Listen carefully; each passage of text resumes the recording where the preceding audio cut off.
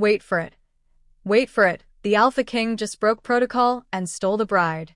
You absolutely need to smash that subscribe button and hit the notification bell because this is about to be the most intense, heart-stopping, I can't believe he did that royal romance you've ever heard. You do not want to miss a single second of this epic tale. On the night before my binding ceremony, I chose the wrong hallway and discovered my betrothed, the formidable beta Sir Caelen, entwined in a passionate embrace with my very own younger sister. My sacred lunablessed gown, the oaths we were to speak, the future I'd painstakingly prepared for, all reduced to dust in a single, gut-wrenching moment. Just when I believed the public humiliation would crush me completely, the commanding Alpha King Valerius stood before the silent, shocked pack and declared in a voice that brooked no argument, she was deemed worthy of a beta. Then she is worthy of a king. I claim her as my queen. Alpha King Valerius, only 32 but already a veteran ruler, stood solitary in his command center, his gaze sweeping over tactical maps detailing the volatile borders of his vast domain. He'd carried the weight of the throne for 8 long years. Every silent moment before his advisors arrived was precious, a chance to think without the suffocating demands of the court. The diadem felt heavier each passing day, a mantle inherited too soon after his father fell during a skirmish, leaving Valerius to govern a realm he hadn't fully grasped. The cold stone of his fortress offered only echoes that mirrored the emptiness inside him. He had no consort, no heir, and no personal attachments beyond the cold obligation of duty. His mother hadn't survived his birth, meaning he was an heir groomed by strategists and generals rather than nurtured by familial warmth. He'd grasped the concept early. Emotions were a vulnerability a king couldn't afford. Personal desire was a dangerous luxury.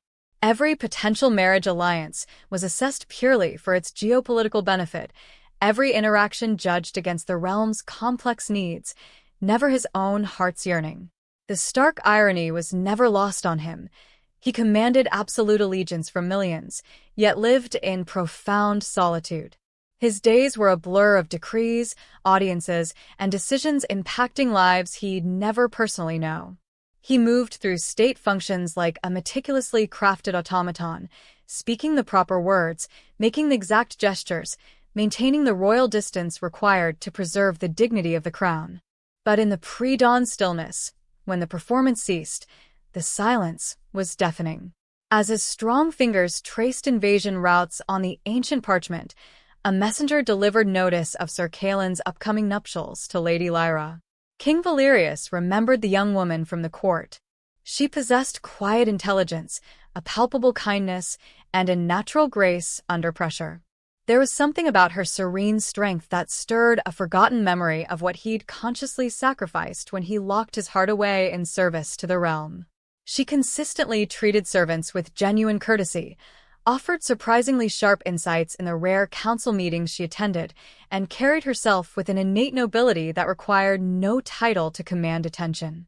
He swiftly dismissed the stirring thought, reminding himself that a king's personal observations were entirely irrelevant, especially concerning another man's future bride.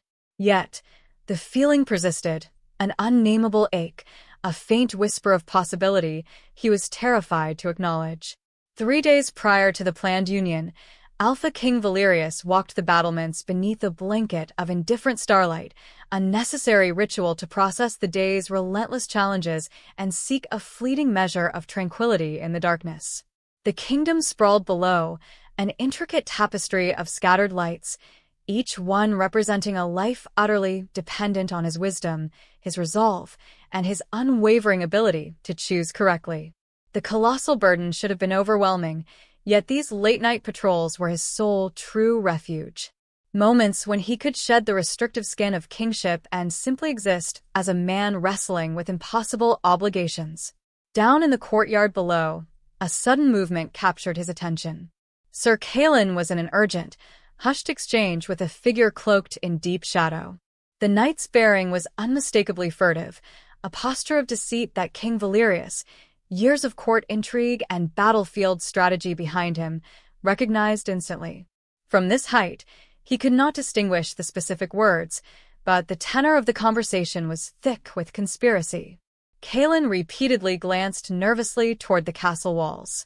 His companion remained hidden, their gestures betraying the urgency of people discussing dangerous, vital secrets. When the figure finally stepped partially into the moonlight, revealing the calculating face of Lady Sorina, Alpha King Valerius's jaw clenched with cold recognition and immediate, growing alarm. He had observed Lady Sorina at court. Stunning, yes, but visibly calculating. Her ambition reminded him of the courtiers who'd attempted to manipulate his youthful inexperience. Her smiles never quite reached her cool eyes. Her frequent compliments always masked some hidden objective. Her presence at social events felt meticulously performed rather than sincerely enjoyed. Seeing her now with Caelen, so close to his marriage, ignited a deep, protective instinct in King Valerius's core, an unfamiliar but undeniable feeling. This interaction summoned memories of his own forced isolation, of watching others forge genuine bonds while he remained apart by design and necessity. Perhaps that was why Lady Lyra's situation affected him so profoundly. She embodied something unblemished in a court saturated with schemes and hidden agendas. Her unaffected kindness, her innate grace, her clear intelligence unmarred by calculation, all stood in sharp relief against the political machinations he endured daily. Seeing that purity potentially endangered awakened buried instincts, protective urges he'd never allowed himself to feel for anyone outside the narrow confines of his familial duty. He descended from the ramparts with a chilling certainty that disaster was imminent, though he couldn't yet grasp the magnitude of how profoundly it would redefine everything he believed about himself and his capacity for feeling beyond the remit of duty. Unable to sleep, his mind a relentless cycle of furtive images and mounting certainty about the gathering storm, Alpha King Valerius returned to his lookout the following night. This time, when he saw Caelen slip like a shadow into the moonlit gardens, instinct compelled him to follow at a discreet distance. Years of elite military conditioning allowed him to move in silence, to observe without being detected, skills he now used to track his knight through the labyrinthine paths toward the ancient sentinel oak, a tree that had borne witness to generations of royal ceremonies and countless private moments. What he witnessed beneath that sacred, towering tree shattered his fundamental assumptions about honor among his elite knights and the character of the man entrusted with his realm's defense. Caelen and Sorina were locked in a fervent embrace, their bodies intertwined with the familiarity of long practice, their whispered words drifting on the night air like venom. Valerius heard their plan, to publicly humiliate Lyra, to steal her considerable dowry and social standing through calculated malice, to use the solemn wedding ceremony itself as the ultimate stage for their profound betrayal.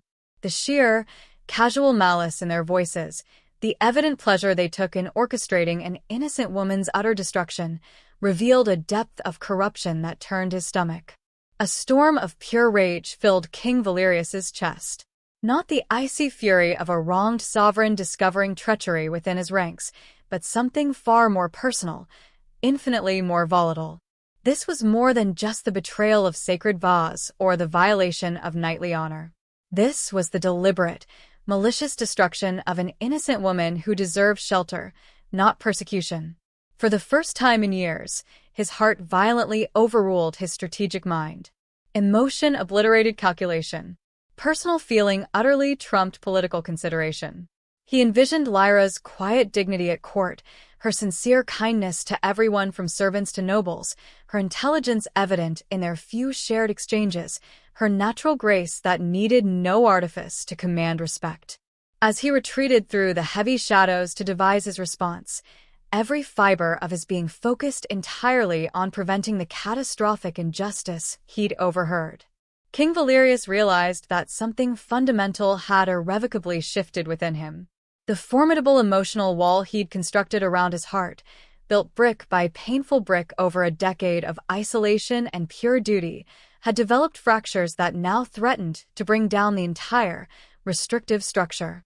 Witnessing planned injustice aimed at someone who had unwittingly touched his soul, had unleashed feelings he'd ruthlessly suppressed for nearly a decade. Tomorrow's wedding would not proceed as planned. And for the first time since his coronation, King Valerius would act from the heart, not cold, political calculation. The king was about to discover what it truly meant to feel again. And the resulting revelation would utterly transform everything he thought he knew about power, duty, and the terrible, wonderful vulnerability of caring for someone beyond himself.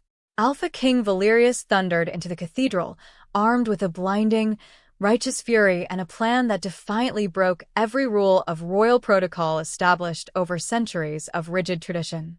His destriers' hooves clattered against the marble floor like a clap of thunder as he rode directly into the consecrated space, an unprecedented, shocking breach that sent waves of panic and shock through every assembled witness. The gathered nobility gasped in collective horror at this sacrilege and violation of ancient custom. But King Valerius felt no doubt, no hesitation.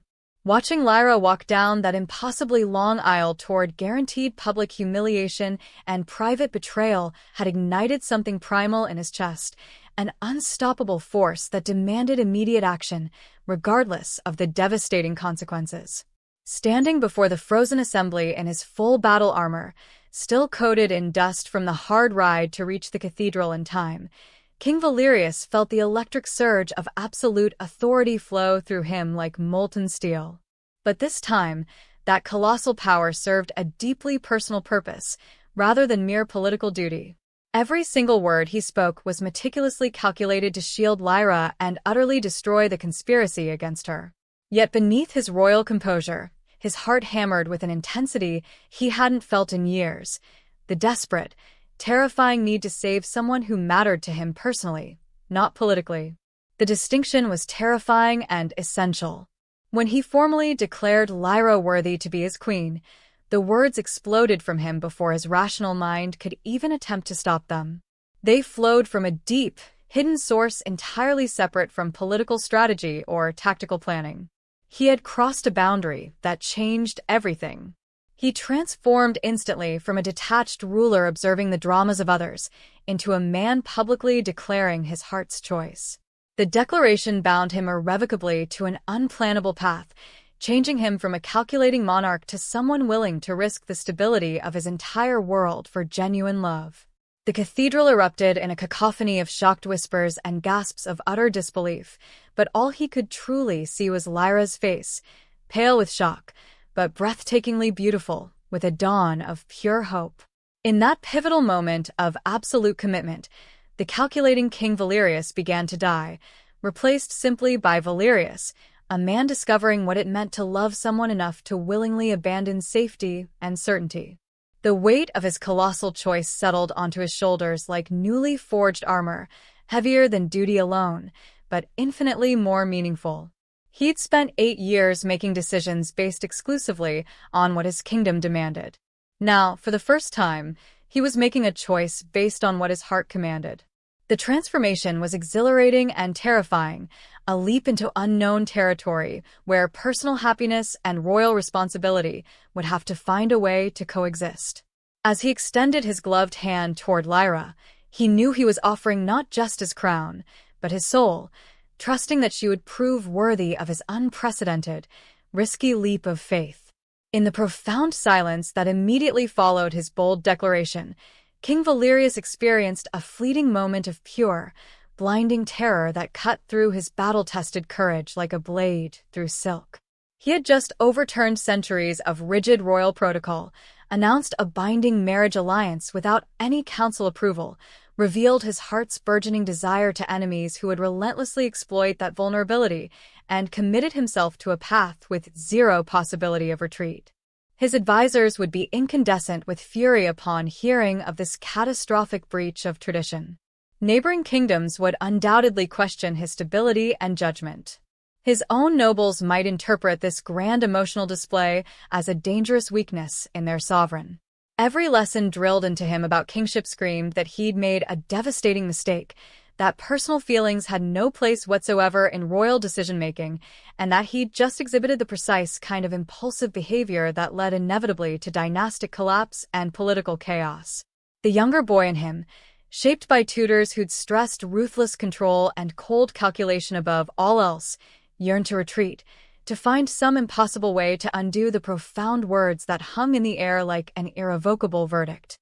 Yet, as he watched Lyra process the shocking offer, her expression cycling through utter shock, deep understanding, and something that might have been profound relief, he knew retreat was impossible. Then, Lyra placed her slightly trembling hand securely in his. When their eyes locked, it was with a mutual recognition of something deeper than convenience or politics. He felt the electric, undeniable connection of two souls recognizing their perfect match. In that moment, King Valerius knew, with absolute certainty, he'd finally made the right choice for the right reasons. He felt profound admiration for her courage in accepting his dramatic, risky offer despite the circumstances. Her dignity in the face of imminent public humiliation, her visible trust in his protection despite barely knowing him, her willingness to step forward.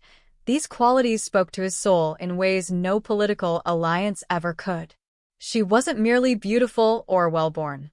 She was genuinely good in a court that had taught him to distrust goodness. As he banished Caelen and Sorina with words that carried the frightening finality of royal judgment, King Valerius felt the addictive rush of acting from conviction rather than mere calculation. For 8 long years, he'd ruthlessly suppressed every personal desire for the kingdom's alleged good, made every choice based solely on political advantage rather than personal preference, and maintained the crushing emotional distance that supposedly preserved royal dignity. Now, for the first time, his personal happiness was perfectly aligned with both justice and moral righteousness. Leading Lyra from the cathedral, her hand secure in his, he realized he had committed himself to the arduous journey of learning how to be human again, how to genuinely love without losing his strength, how to rule with both his mind and his newly awakened heart. The true journey toward becoming the man and king he was always meant to be was only just beginning. And despite the frightening uncertainties ahead, he had never felt more truly alive or more certain of his chosen path forward.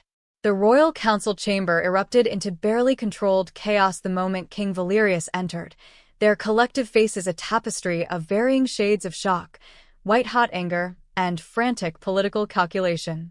Lord Chancellor Titus's complexion had turned an alarming, mottled crimson, while the other seasoned advisors buzzed frantically among themselves, whispering about damage control, the international political fallout, and the unprecedented, dangerous emotional nature of their king's decision. They had built their entire careers on King Valerius's predictable rationality, his meticulous consideration of every single political angle, and his dependable willingness to subordinate all personal desires to the crown's duty. His sudden, emotional, public decision had not only shattered their carefully constructed expectations, but left them scrambling to understand this terrifying new version of their sovereign.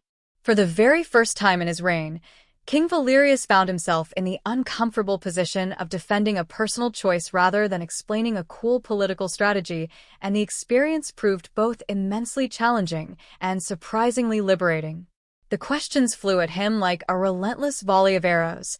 What about the crucial diplomatic alliance with Sorina's powerful family that this marriage was intended to cement? How would nervous neighboring kingdoms interpret this rash, impulsive action as a sign of instability? What disastrous precedent did this set for future royal decision-making? What message did this send about the reliability of treaties and agreements made with their kingdom? Each sharp criticism struck directly at his deepest insecurities about leadership, about the delicate, terrifying balance between personal desires and royal duties that every successful king had to navigate. Yet, as he defended his choice with a growing, quiet confidence, articulating his reasoning with the same precise, cold logic he'd once applied to complex military strategy, King Valerius discovered something entirely unexpected and hugely encouraging. His underlying reasons were actually sound, even by the harshest political standards. Lyra's sharp intelligence, clearly demonstrated in her few court appearances, made her an excellent candidate for a queen consort. Her natural integrity and grace would enhance, not diminish, the royal house's reputation. Her family standing, while not as elevated as Sorina's, carried zero political liabilities or embarrassing associations. Most importantly, his bold, public rescue of an innocent woman from calculated betrayal dramatically enhanced his growing reputation for justice and moral leadership, rather than damaging it. The powerful revelation that struck him most was the profound understanding that sometimes, perhaps far more often than he'd ever allowed himself to realize, the heart's true choice and the mind's cold calculation could align in perfect, powerful harmony. His burgeoning love for Lyra wasn't just personally fulfilling, it was politically sound. His emotional reaction to injustice wasn't just morally satisfying, it was strategically beneficial. His willingness to act from feeling rather than icy analysis hadn't weakened his position. It had, in fact, revealed entirely new sources of strength he'd never known he possessed. He dismissed the sputtering counsel with newfound resolve, ready to prove that love could strengthen rather than weaken a king, that emotional intelligence could enhance rather than compromise political effectiveness. The man who'd spent 8 lonely years fearing that personal feelings would make him fatally weak was about to discover that the right feelings could make him stronger than he'd ever imagined possible. King Valerius suddenly found himself navigating utterly unfamiliar territory, courting a woman who knew nothing of his private self beyond the dramatic, public rescue that had violently thrown them together. Years of rigid royal isolation had left him supremely skilled at marshalling armies, negotiating complex treaties, and managing the intricate political relationships required to keep his kingdom stable, but left him entirely helpless at the subtle, gentle art of winning a heart through genuine connection rather than relying on royal authority. He had never learned the gentle language of intimate conversation, the patient process of building personal trust, or the terrifying emotional vulnerability required for true intimacy between equals. Every instinct honed through years of self-preservation screamed at him to maintain emotional distance, to rebuild the carefully constructed barriers that had kept him safe from potential rejection or betrayal. His initial attempts at courtship were disasters of royal formality that satisfied no one, least of all himself. He sent lavish gifts chosen by servants who knew rigid protocol but were ignorant of personal preference. He arranged elaborate activities that only served to showcase his immense power and lofty position, rather than revealing his genuine character or interests. He spoke in the measured, booming tones of kingship, rather than the authentic, quiet voice of a man tentatively discovering what it meant to genuinely care for someone beyond duty. Lyra received his stiff, formal attention with a gracious politeness that made his heart sink. She acknowledged each grand gesture with the respect due to her king, but showed none of the warmth or genuine personal interest he desperately craved to see in her eyes. She was certainly grateful for his rescue and clearly impressed by his willingness to defend her honor, but he could see the wide distance that still remained between them, the great chasm between the remote royal figure who had saved her from public humiliation and the private man she had absolutely no reason to love. Her responses were correct, appropriate, and utterly lacking in the emotional spark he needed, but had no idea how to ignite. The much-needed breakthrough came when she found him in the stables at dawn, not in the high-ceilinged throne room or the official council chamber, where she expected their next formal meeting.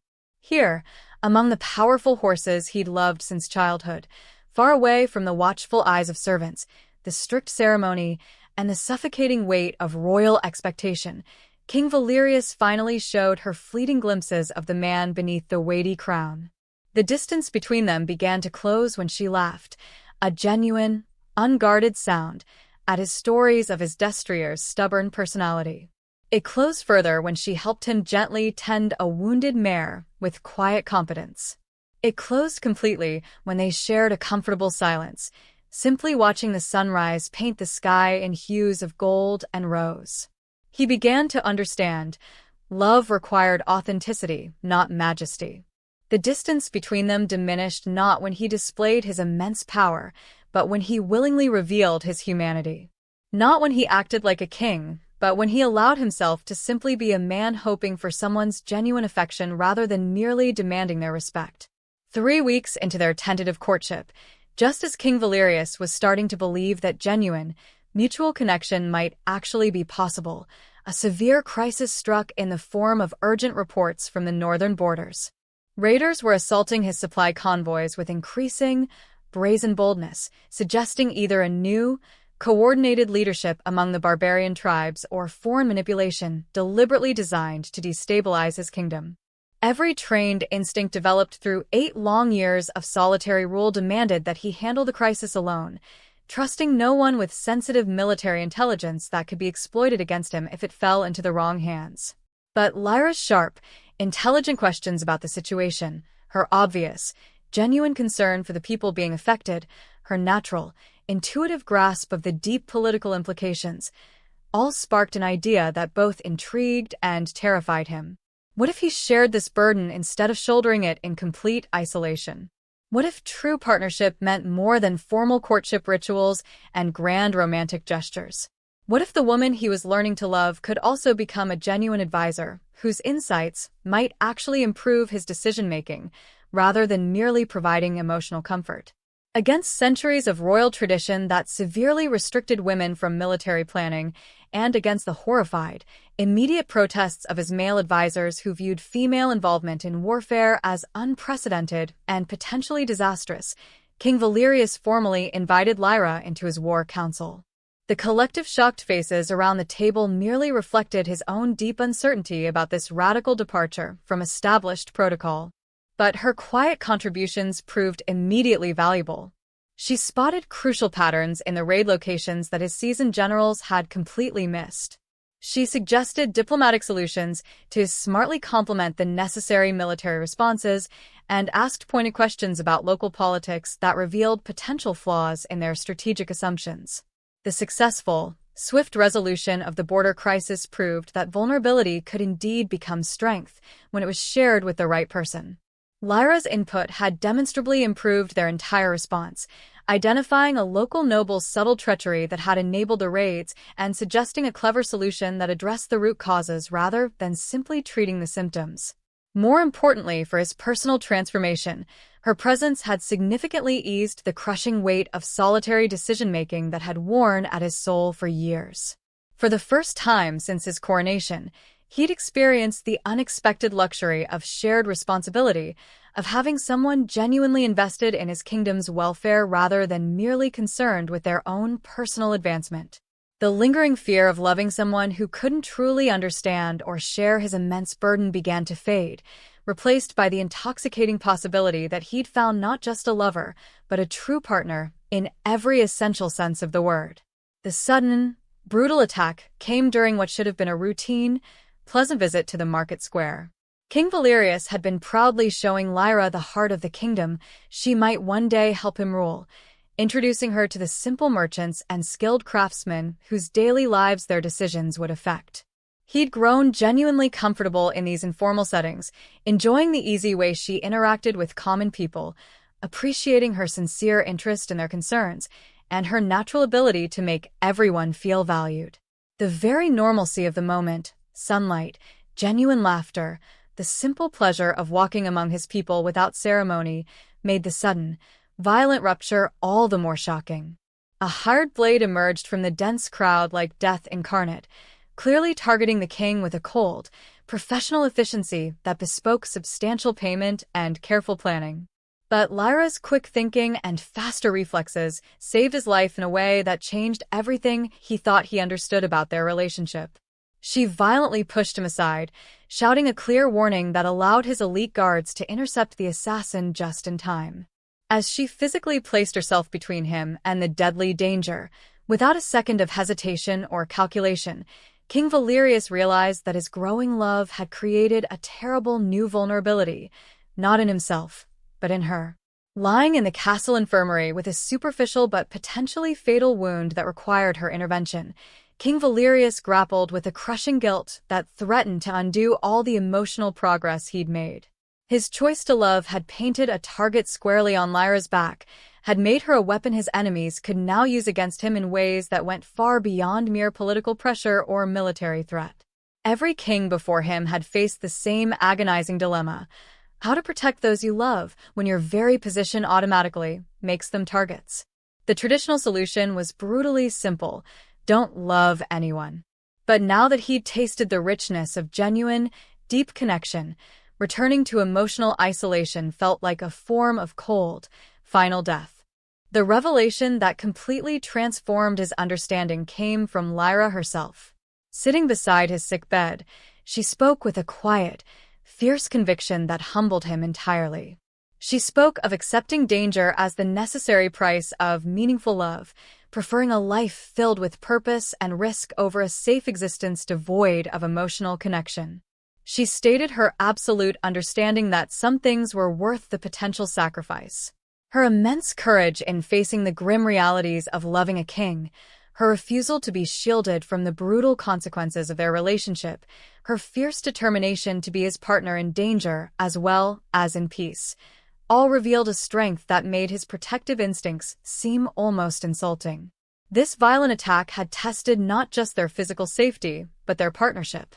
Rather than driving them apart, it had proven that they were strong enough, together, to face whatever deadly challenges their love might create. The right partner, he realized, wouldn't be someone who needed absolute protection from his world, but someone strong enough to face it beside him as an equal.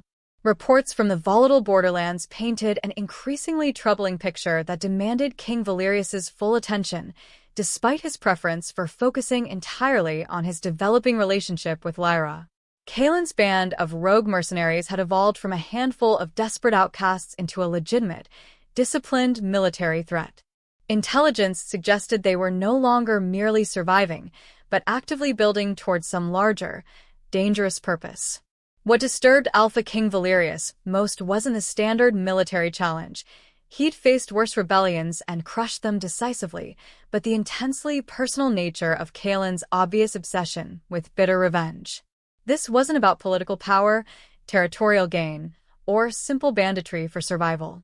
Every raid, every calculated attack, every single message intercepted from Caelen's forces revealed a mind consumed by wounded pride and a twisted, insane notion of justice.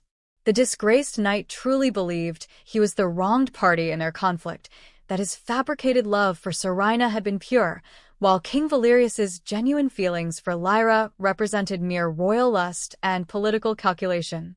The sheer madness in that reasoning chilled Alpha King Valerius's blood and forced him to realize they were dealing with an enemy who couldn't be reasoned with or negotiated into submission. In council meetings, King Valerius found himself in the uncomfortable, bizarre position of defending his emotional decisions with precise, logical arguments, while his sputtering advisors questioned every choice that prioritized feeling over cold calculation.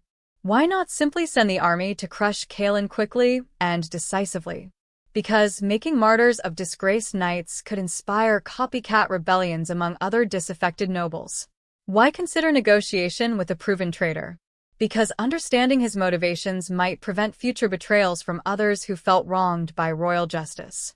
But privately, King Valerius knew his caution stemmed from darker, more personal concerns, guilt over the man he destroyed, and a deep-seated fear that his happiness had been purchased at far too high a price in human suffering. The immense weight of his choices pressed down like armor grown too heavy for his shoulders to bear. Every decision now affected not just his kingdom's welfare, but Lyra's immediate safety, their entire future together, and the difficult precedent he was setting for emotion-driven leadership that future kings would either emulate or reject. The lonely clarity of his past kingship, when choices had been difficult but uncomplicated by personal feelings, seemed almost appealing compared to this complex web of personal and political consequences. Yet, when Lyra squeezed his hand during a particularly tense council session, when she offered insights that undeniably improved their strategy, when she simply remained present as his anchor in the storm of conflicting demands, he knew he'd never trade this heavy burden for his former isolation. The man he was becoming, complex, conflicted, but infinitely more alive than the king he'd been, was worth every challenge they would face together. The letter arrived with the dawn patrol, carried by a desperate messenger who'd ridden his horse nearly to death to reach the castle before first light. Written in Caelen's own tortured hand and stained with what looked disturbingly like blood, the parchment felt heavy with inherent malice even before King Valerius broke the heavy seal. The message was elegantly simple in its madness, a formal challenge to trial by combat, with Lyra stated as the prize and the throne itself as forfeit should the king fall. But the true, horrifying revelation lay in the letter's tortured reasoning, its twisted logic that painted Caelen as a romantic hero brutally wronged by royal tyranny. Reading those insane words, King Valerius confronted the full, terrifying scope of his former knight's delusion. Caelen truly believed his passion for Sorina had been pure and noble, while King Valerius's feelings for Lyra represented mere lust conveniently disguised as a rescue. In his twisted mind, the trial by combat would restore proper order, returning the worthy woman to her rightful protector while exposing the king as a fraud who used raw power to steal what he couldn't earn through genuine affection. The complete disconnect from reality revealed in every sentence made King Valerius understand. They were dealing with a man who'd constructed an entire alternate version of reality to justify his actions. Facing his war council's passionate arguments against accepting the challenge, King Valerius confronted a truth that transformed his understanding of kingship itself. Sometimes, honor mattered more than safety, character more than survival, and moral example more than practical advantage. The legal precedent was absolutely clear. A formal challenge from a knight to his king could not be ignored without appearing weak and utterly undermining the entire feudal system. But beyond legal requirements lay deeper questions about the kind of king he truly wanted to be, the example he would set for future rulers, and the legacy he would leave for his children. In accepting Caelen's challenge, despite every advisor's furious protest, despite the obvious, immense risks to his own life and kingdom, King Valerius realized he was no longer the calculating monarch who'd once traded pieces on a political chessboard with cold, objective efficiency. That king would have found a way to eliminate Caelen quietly and efficiently without personal risk or public spectacle that could destabilize the realm. But the man who loved Lyra, who'd learned to value emotional truth alongside political necessity, could not hide behind others' courage when honor demanded he face his choices personally. This wasn't about proving his right to Lyra's love. That was between them alone. This was about proving his right to rule, through example rather than mere authority, about demonstrating that some principles were worth personal sacrifice. The stakes had moved far beyond political survival to something far more precious, the integrity of the man he was becoming and whether he truly deserved the love he'd found. The fortnight of intense preparation before the trial by combat revealed how completely King Valerius's priorities had shifted from the man he'd been just months earlier.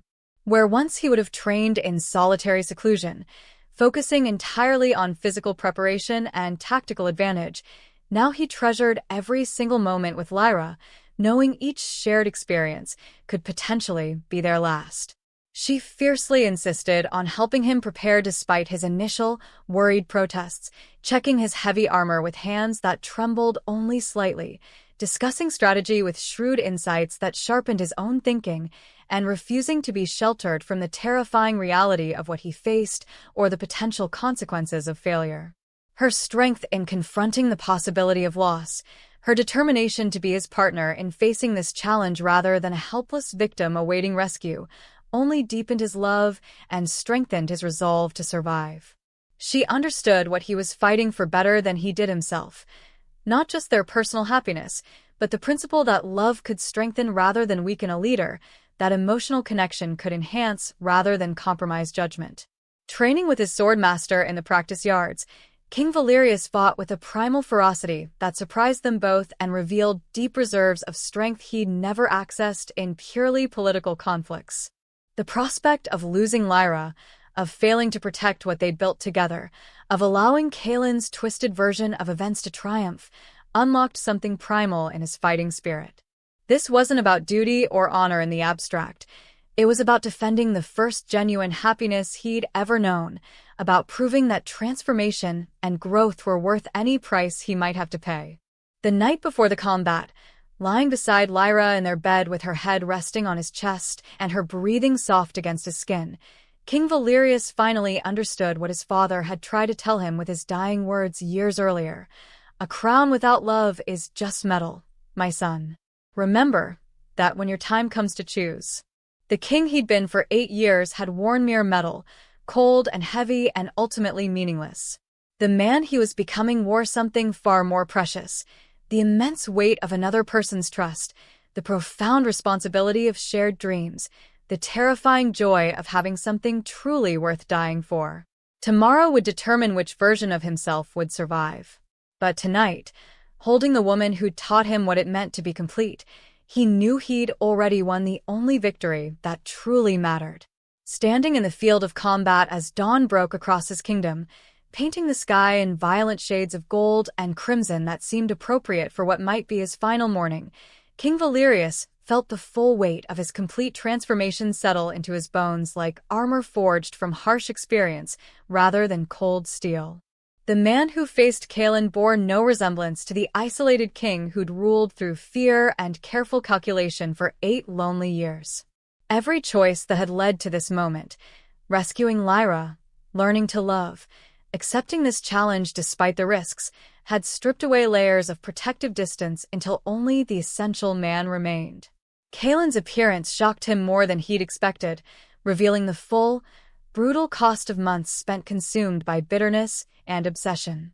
The once handsome knight had become something hollow and desperate, his face gaunt from poor living, his eyes burning with the fever of someone who'd completely lost touch with reality.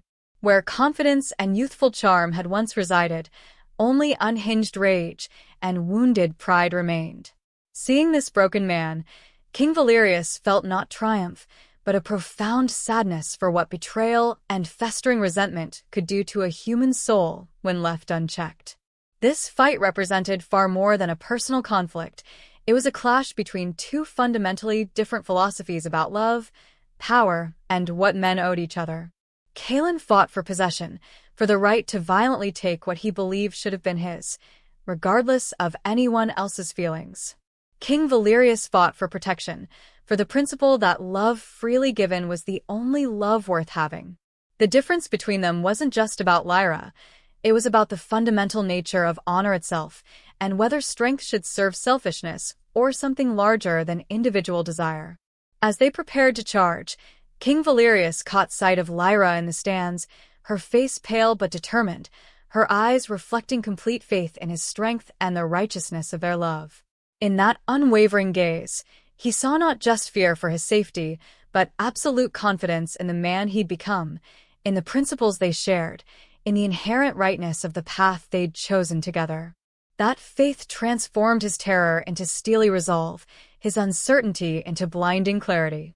He wasn't fighting as a lonely king defending his pride, but as a man protecting the future he and Lyra would build together, as a leader proving that power guided by love was stronger than power driven by selfish desire.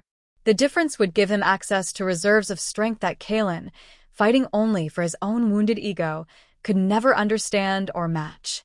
The combat itself instantly became a physical manifestation of their competing philosophies about love, honor, and the proper use of power. Caelen fought with the desperate, blinded fury of a man who genuinely believed the world owed him happiness, who thought he could reclaim by force what had been denied him by choice and circumstance. His attacks were wild and purely emotional, driven by years of festering resentment that had poisoned his judgment and consumed his former skill. He fought not for love, but for possession, not for honor, but for the vindication of his wounded pride and insane sense of justice. Every blow Caelen struck carried the enormous weight of his delusions, his absolute, unshakable conviction that he was the wronged party in their conflict, that his fabricated passion for Sorina had been pure, while King Valerius's genuine love for Lyra represented mere royal lust conveniently disguised as a rescue.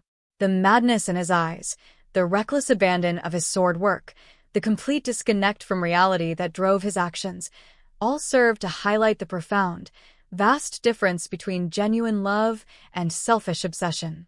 He had become a tragic cautionary tale about what happened when desire curdled into entitlement, when love became just another form of conquest.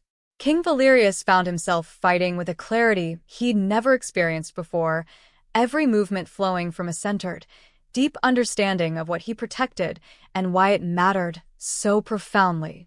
This wasn't the cold efficiency of royal training or the mechanical precision of military drill, but something infinitely warmer and more powerful, the strength that comes from fighting for someone else's future as much as your own. Love hadn't made him weak. It had revealed deep reserves of power he'd never known he possessed, and had given him access to capabilities that pure technique could never provide. When Caelen's blade finally found flesh, drawing blood from King Valerius's sword arm in a momentary flash of successful aggression, the searing pain brought unexpected clarity rather than weakness. Physical wounds could heal with time and care, but the spiritual damage of losing Lyra, of failing to protect what they'd built together, of allowing Caelen's twisted vision of love to triumph, would never recover. That realization instantly transformed desperation into grim determination, fear into absolute focus. He would not fail. Not because a king could not afford to lose, but because a man in love had everything to fight for and would die before surrendering the happiness he'd finally learned to claim. The tide of the battle instantly turned on that moment of absolute commitment, when love proved stronger than madness and truth more powerful than delusion. Caelen's inevitable defeat came not from a single moment of superior sword work or a specific tactical advantage, but from the fundamental difference in what they were fighting for and the ultimate strength that difference provided. When the disgraced knight finally fell to the bloodied earth, his weapons spinning away from nerveless fingers, his final, choked words revealed the true, terrible tragedy of his choices. I loved her first. The pain and profound confusion in those last syllables reminded King Valerius that victory in combat couldn't erase the human cost of these events, couldn't undo the waste of a life that had once shown promise before being twisted by jealousy and pride. Standing over his fallen opponent, breathing hard from immense exertion and the crushing emotional weight of what had just transpired, King Valerius felt the full, heavy responsibility of the power he wielded settle onto his shoulders like a mantle made of lead. His choices didn't just affect himself anymore. They shaped the lives of everyone around him, created ripples that touched innocent people like Sorina, destroyed promising people like Caelen, and sent messages about justice and mercy that would influence how future conflicts were resolved. The burden of kingship had evolved far beyond making good decisions to understanding the human consequences of every action.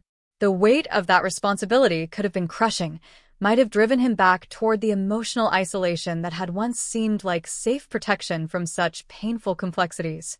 But when Lyra ran to his arms, not caring about rigid protocol or royal dignity, thinking only of the man she loved, when he felt her tears of profound relief against his chest and heard the loud crowd cheering not just for their king's victory, but for their love story's triumph, King Valerius knew the cost had been worth paying and would be worth paying again, if necessary. He'd learned that some things were absolutely worth fighting for regardless of the consequences. That strength without love was merely brutality, while love without strength was meaningless sentiment. That the greatest victories were those that protected rather than conquered. The boy king who'd ruled through fear and emotional distance was finally and completely dead, replaced by a man who understood that true power came from having something precious enough to defend with everything he possessed. Around them, the kingdom celebrated not just the defeat of a threat, but the triumph of a love story that had transformed their ruler from a distant, cold figure into someone genuinely worthy of their devotion. The transformation was complete, and the future, however challenging it might prove, belonged to the man he'd become rather than the king he'd been. 2 months after Caelen's death, when King Valerius genuinely believed the worst challenges were behind them and he could finally focus on building the life he and Lyra had envisioned together, the real conspiracy revealed itself with devastating precision. Lord Chancellor Titus, whom he'd trusted implicitly for years, presented evidence of a plot that struck at the very foundation of his rule and chilled his blood with its cold, calculated malice. Several powerful noble houses, deeply threatened by what they characterized as his dangerous emotional decision-making, had formally allied with neighboring kingdoms to openly question his fitness to rule their realm. The accusations struck directly at his deepest fears about balancing love and leadership, ruthlessly exploiting every single doubt he'd harbored about his transformation from calculating monarch to emotionally invested man. Every choice he'd made from the heart was systematically reframed as evidence of dangerous weakness. His public marriage proposal showed poor planning and impulsive judgment. His inclusion of Lyra in council meetings violated centuries of tradition and dangerously compromised security. His acceptance of Caelen's challenge had risked the kingdom's stability for personal pride rather than rational consideration of consequences. Worse than the specific charges was the ancient legal precedent they cited. Kings had been deposed before for actions that severely endangered their realms through emotional excess or poor judgment. The conspiracy had been carefully constructed over months, gathering damning evidence, building powerful alliances, and meticulously preparing legal arguments that painted his growth as a man and leader as fundamental unfitness for the grave responsibilities of kingship. They presented his greatest strength as his most dangerous weakness, his capacity for love as evidence of instability that threatened everyone who depended on royal protection. Sitting in his private chambers, with the formal charges spread before him like a catalogue of his personal growth, King Valerius confronted the crushing possibility that learning to love might cost him everything he'd sworn to protect when he'd accepted the crown 8 years earlier. The irony was devastating. In becoming a better man, he might have become a worse king according to those who valued cold calculation over emotional wisdom. The enemies he defeated in open combat, who'd fought with swords and honest hatred, had been replaced by shadows who fought with words and laws and twisted logic, who turned his greatest achievements into apparent failures. For the first time since childhood, he felt truly powerless against forces he couldn't fight with strength, courage, or moral conviction. The conspiracy's most devastating, insidious weapon wasn't legal documents or political maneuvering, but doubt itself, spreading through the castle like a plague that infected every relationship and poisoned every interaction. Servants who'd once greeted him warmly now pointedly averted their eyes when he passed, uncertain whether he'd still be king tomorrow, and afraid to be seen as loyal to someone who might soon be powerless to protect them. Allies who'd staunchly supported his reign for years began hedging their bets, offering careful neutrality instead of the fierce loyalty he'd taken for granted. The castle that had become a true home, filled with love and shared laughter, grew cold again, echoing with constant whispers and unspoken questions about his judgment, his future, his worthiness to continue ruling people who deserved better than an emotional monarch who prioritized personal happiness over political wisdom. Every corridor held memories of his transformation from isolated king to complete man, but now those memories felt like accusations, evidence of self-indulgence that had fatally compromised his effectiveness as a leader. King Valerius found himself retreating into the familiar emotional fortress he'd bravely abandoned months earlier, desperately trying to protect Lyra from the political poison spreading through the court like a contagion that contaminated everything it touched. But isolation felt deeply wrong now, unnatural after months of partnership and shared burdens, like wearing armor that no longer fit properly. He could see the hurt in her eyes when he made weak excuses to avoid their usual conversations. He could feel the distance growing rapidly between them as he tried to shield her from his profound fears about their future together and what his choices might ultimately cost them both. The cruelest blow came when he overheard two young, minor nobles discussing whether Lyra would be better off if the conspiracy successfully succeeded in removing him from power. They spoke of her as a victim of his selfish choices, trapped in a doomed marriage to a king who'd prioritized personal happiness over political wisdom, who dragged an innocent woman into a situation that could destroy her along with him. Their cruel words planted a poisoned seed of doubt that grew rapidly in the fertile soil of his insecurities. Perhaps his love for her was indeed another form of selfishness, another way he'd failed in his duty to put the kingdom's needs ahead of his own desires. The man who'd learned to love was beginning to wonder if love itself had been his greatest mistake, the single error that would cost him everything worth protecting.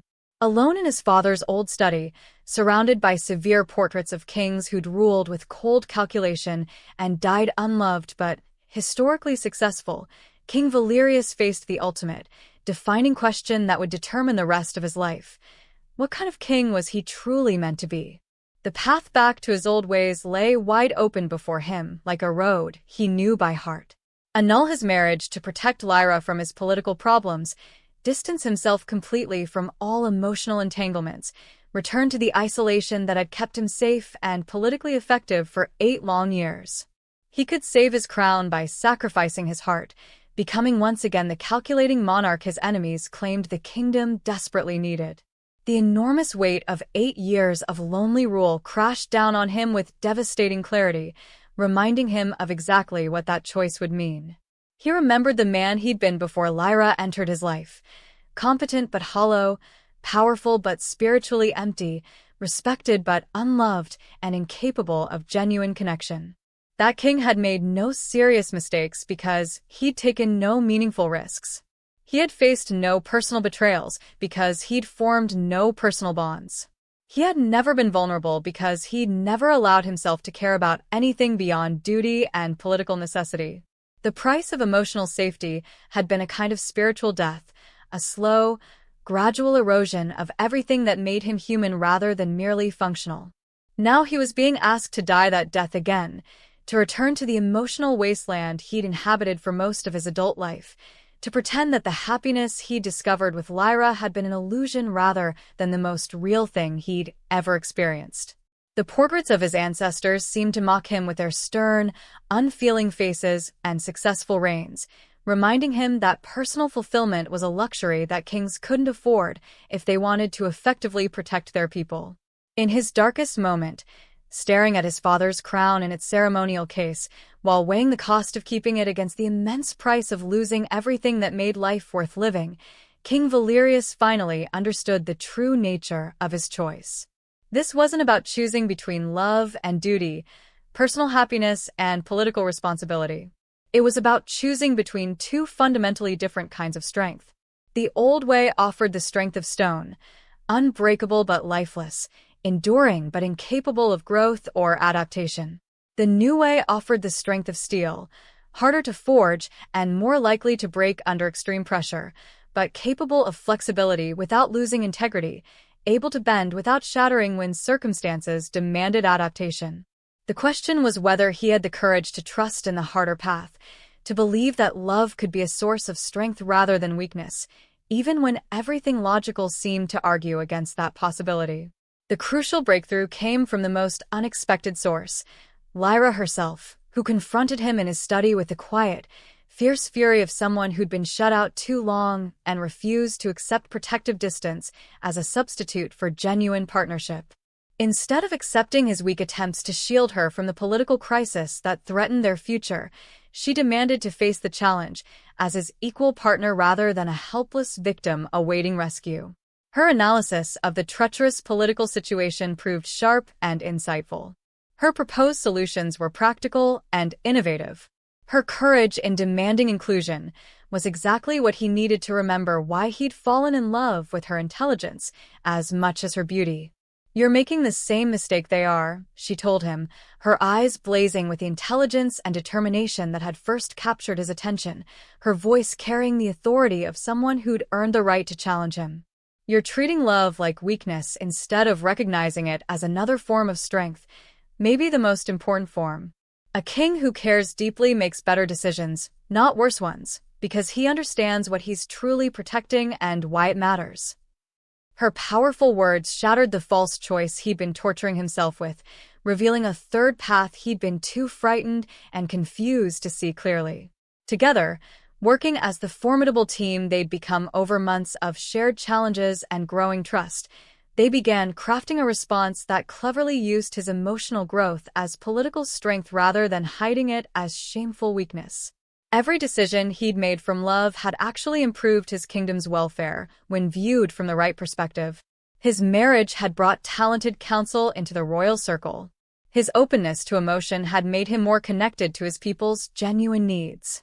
His willingness to fight for personal honor had demonstrated the kind of moral courage his subjects deserved from their leader. The conspiracy's greatest weapon, his transformation from cold calculator to emotionally intelligent leader, could become his greatest shield if he had the courage to embrace it fully rather than apologizing for it. The revelation transformed everything about how he understood the crisis and his options for responding to it.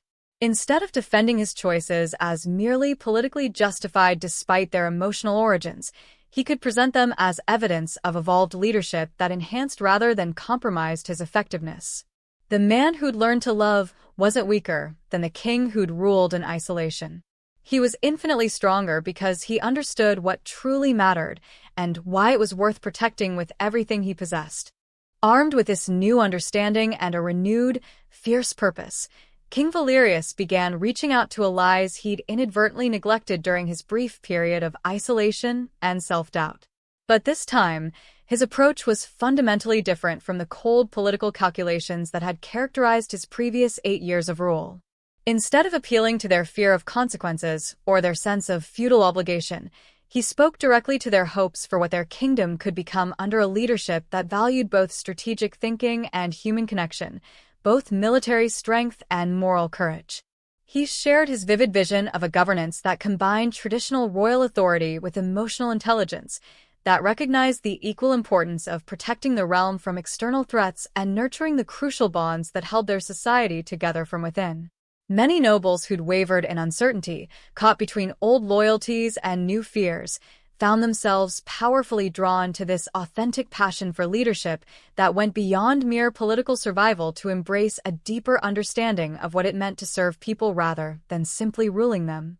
The common people's response completely surprised everyone involved, including the conspirators who'd incorrectly assumed that emotional leadership would be seen as a weakness by those who needed strength from their king. Stories spread rapidly throughout the kingdom of their monarch's willingness to fight personally for love and justice, his inclusion of his queen in important decisions, his visible happiness that made him more approachable and relatable than he'd ever been during his years of cold efficiency. Merchants spoke of feeling genuinely heard in ways they never had before. Farmers praised his sudden attention to their practical concerns. Soldiers respected his courage in personal combat more than his strategic brilliance. Most importantly, King Valerius discovered that vulnerability could be a powerful form of leadership when wielded with wisdom and courage. By admitting his struggles openly, sharing his growth honestly, acknowledging his mistakes while firmly defending his choices and their positive outcomes, he created genuine connection rather than fearful distance. The king who'd once ruled through intimidation and respect based on position, now governed through inspiration and trust, earned through authentic character. His enemies had fundamentally underestimated how hungry people were for real leadership, for someone who governed with both head and heart fully engaged, for a ruler who understood that strength without compassion was merely tyranny, while compassion without strength was meaningless sentiment. The formal hearing where his fitness to rule would ultimately be decided became an opportunity for transformation rather than merely a threat to be survived. Instead of meekly defending his actions as politically justified despite their emotional origins, King Valerius presented them as irrefutable evidence of evolved leadership that his kingdom desperately needed in an era when traditional, rigid approaches were proving inadequate to address complex challenges. He spoke eloquently about the crucial difference between ruling through fear and ruling through inspiration, between making decisions in isolation and making them with trusted counsel from diverse perspectives. When his enemies methodically presented their carefully collected evidence of emotional decision-making, treating each instance as proof of dangerous weakness that compromised royal judgment, King Valerius systematically reframed every supposed failure as evidence of growth and strength. His rescue of Lyra demonstrated commitment to justice over mere convenience. His inclusion of her in governance showed wisdom in seeking diverse perspectives rather than clinging to outdated traditions. His acceptance of Caelen's challenge proved willingness to face consequences personally rather than hiding behind others' sacrifice when honor demanded personal action. Every supposed weakness became a strength when viewed from the proper angle. Every emotional choice revealed its practical benefits when examined honestly rather than through the lens of prejudice against change. The hearing became a masterclass in reframing narrative, in transforming apparent liabilities into demonstrated assets, in proving that evolution and growth were signs of strength rather than weakness in any leader worth following into an uncertain future. The turning point came when he called Lyra to testify on her own behalf, allowing her to speak directly to the assembled nobles about their partnership and its concrete benefits to the kingdom. Her passionate defense of their collaborative approach, her detailed knowledge of complex governance issues that genuinely impressed even skeptical lords, her articulate vision for their realm's future under leadership that valued both traditional wisdom and innovative thinking, proved conclusively that his emotional choices had brought practical benefits that strengthened rather than weakened his rule.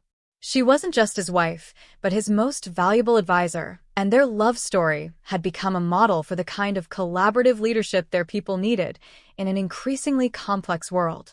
Under the weight of her testimony and the logic of their shared vision, the conspiracy began crumbling like a wall built on sand rather than a solid foundation.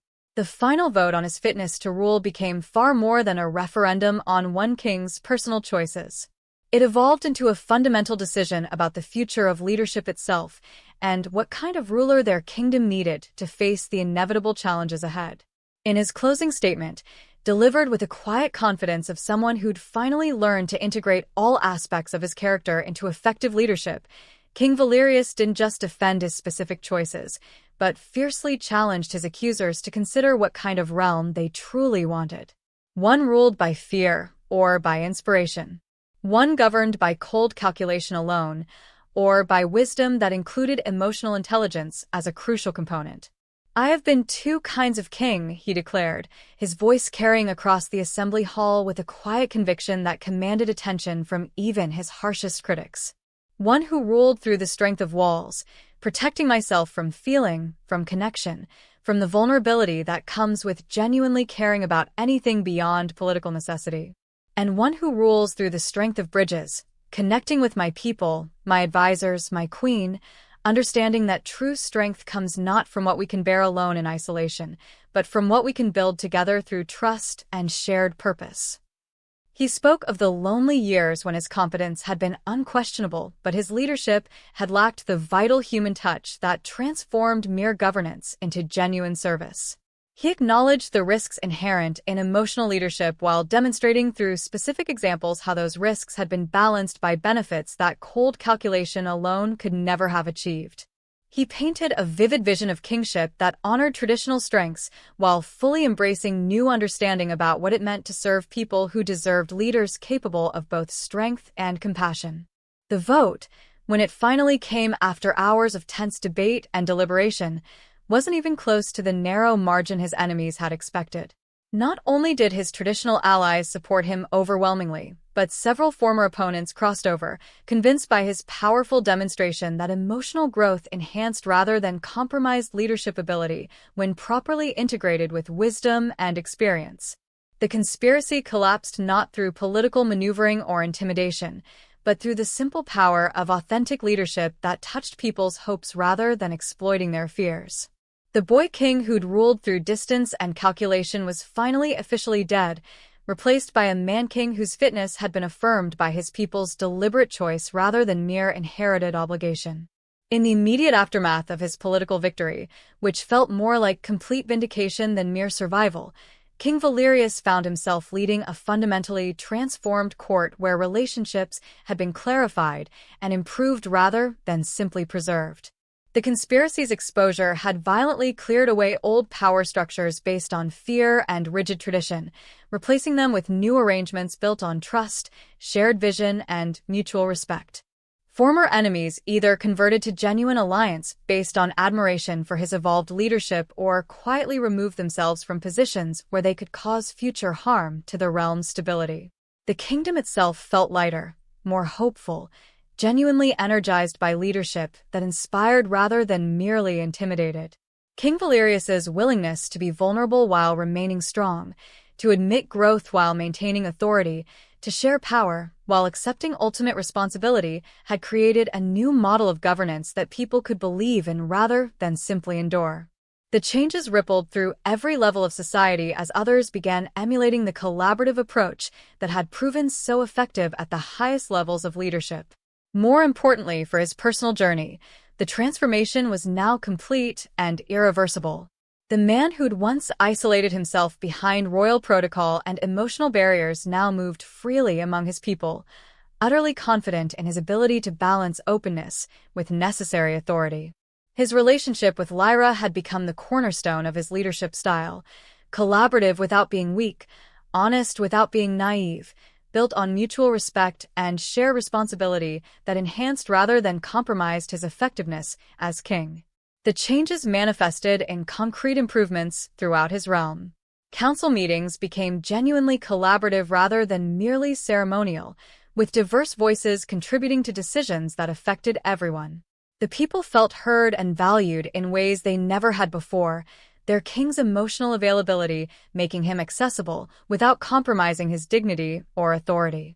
Enemy kingdoms expecting to find weakness they could exploit instead found themselves dealing with a leader whose authenticity made him more formidable rather than less, because his people truly believed in him and would fight harder for someone they loved than they ever had for someone they merely feared.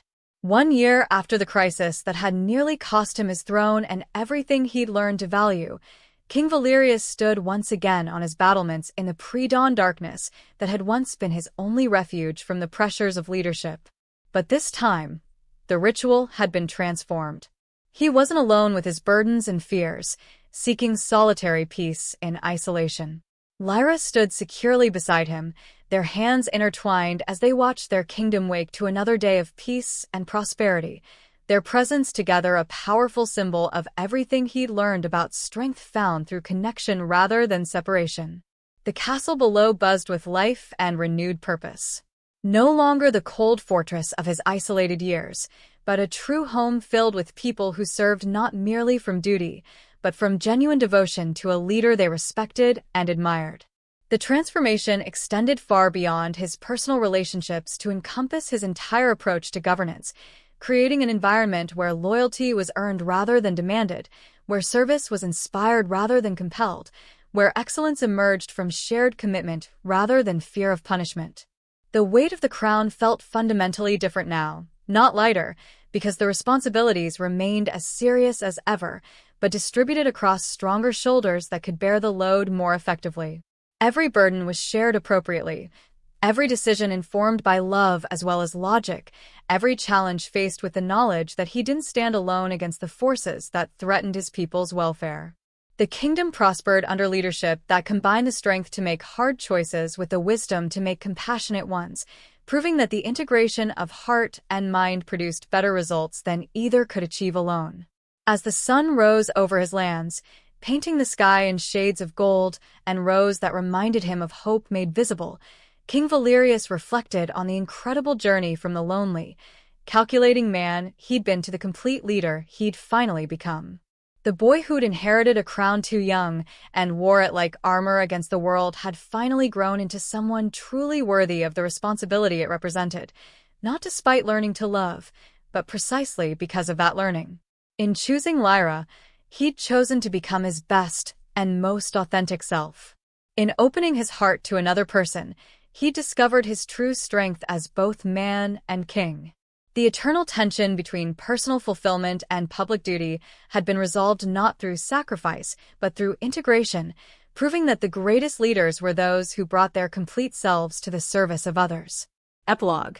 Years later, when historians would write of Alpha King Valerius's reign with the profound perspective that only time could provide, they would mark his transformation as the turning point that defined a new era of leadership, not just in his kingdom, but throughout the known world. The king who had learned to love without losing his strength became a model for future rulers across many realms, proving through practical demonstration that the greatest power came not from emotional distance, but from emotional intelligence properly integrated with traditional wisdom and strategic thinking. His legendary partnership with Queen Lyra redefined royal marriage from mere political alliance to genuine collaboration that enhanced both partners and strengthened their realm immeasurably. Their children grew up witnessing leadership as service rather than dominance, love as strength rather than weakness, vulnerability as courage rather than failure. The kingdom they would inherit was built not on fear, but on trust. Not on isolation, but on connection. Not on the brittle strength of walls, but on the flexible strength of bridges that could adapt to changing circumstances while maintaining their essential integrity. And in quiet moments when the endless demands of crown and kingdom allowed them brief respites from public service, Alpha King Valerius and Lyra would remember the fateful night it all began, a wedding violently disrupted by truth, a rescue that became mutual salvation, a choice to love that became the foundation for everything they built together. The knight's betrayal, which had seemed so devastating at the time, had actually set them free to discover what real love could accomplish when it was strong enough to bear the weight of a crown and wise enough to transform that weight from burden into purpose. Their love story had become their kingdom story, proving that the most personal revolutions often have the most far-reaching and lasting consequences for the world around them. Thank you so much for reading and listening to this epic tale. If you loved seeing how King Valerius learned to embrace love as his greatest power, you're going to absolutely adore our next series on the secret life of Queen Lyra. Smash that like button, subscribe to our channel, and ring the notification bell so you don't miss a single moment of royal drama and romance. Did you enjoy the ending, or was there one chapter you felt was the most pivotal in Valerius's transformation?